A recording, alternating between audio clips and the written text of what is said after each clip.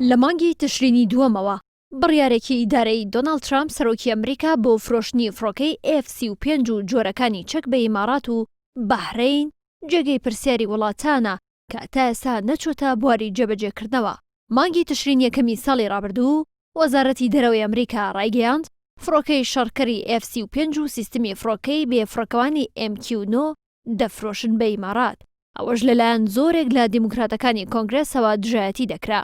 لە ئێستادا وەزارەتی دەرەوەی ئەمریکا ڕەتی دەکاتەوە ڕوونکردنەوە بدات لەسەر ئەو سکاڵایە سایانەی تۆمار کراوە، ئەوەش بە بیانووی سیاسەتی کارکردنی. بەپێی ڕاگەیەندراوی وەزارەتی دەرەوەی ئەمریکا ڕێکەوتنەکەی واشنتۆن و ئەبوزەبی تایبەت بە فرۆشتنی نزیکەی 50 فڕۆکەی F-35 کە بەهاکەی زیاترە لە 10 ملیار دۆلار ئەگەر بێت و جێبەجێ بکرێت، ئیمارات دەبێتە تاکە وڵات لە ڕۆژهەڵاتی ناوەڕاستدا لە دوای ئیسرائیل کە ئەو فڕۆکەی هەبێت. بەپێی راپۆرتە ڕۆژنامەوانیەکانیش دەکرێت ڕێکەوتنەکە بچێتە بواری جێبەجێکردنەوە، ئەوەش لەژێر ڕۆشنای ڕێکەوتنی ئەبراهام بۆ ئاساییکردنەوەی پەیوەندیەکانی ئیسرائیل و بەحرەین و ئیمارات بەو پێی هاوپەیمانی ئەمریکان. بەڵام ئەگەر بێت و ئەم ڕێکەوتنە لەم چەند ڕۆژەی دەسەڵاتی ترامپدا کە ماوێتی جێبەجێ بکرێت، تەنانەت ئەگەر واشنتۆن و ئەبوزەبیش ڕێک بکەون لەسەر واژۆکردنی گرێبەستەکە دەکرێت هەڵبپەسێردرێت، چونکە لە ئێستادا دەسەڵاتی ئیدارەی کۆشکی سپی سنووردارە.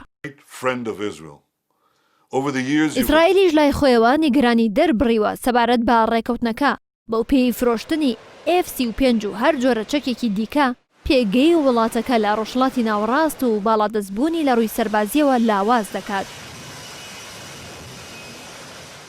ئەوەشی جێگەی نیگەرانی بەشێک لە یاسادانەرانی ئەمریکا ئەوەیە کە ئەگەر چەک بفرۆشێت بە ئیمارات و بەحرەین، ڕەنگە لەو وڵاتانەوە بگاتە دەستی گروپە تونڕەوەکانی وەک قاعیدە و گروپەکانی دیکە. 15 ئەیلولی ساڵی 2020 ڕێکەوتنی ئەبراهام لە واشنتۆن لە نێوان ئیسرائیل و بەحرەین و ئیمارات واژۆ کرا، ئەوەش لە چوارچێوەی یاساییکردنەوەی پەیوەندی بەشێک لە وڵاتانی ڕۆژهەڵاتی ناوەڕاست لەگەڵ ئیسرائیلدا بەڕێوە چوو.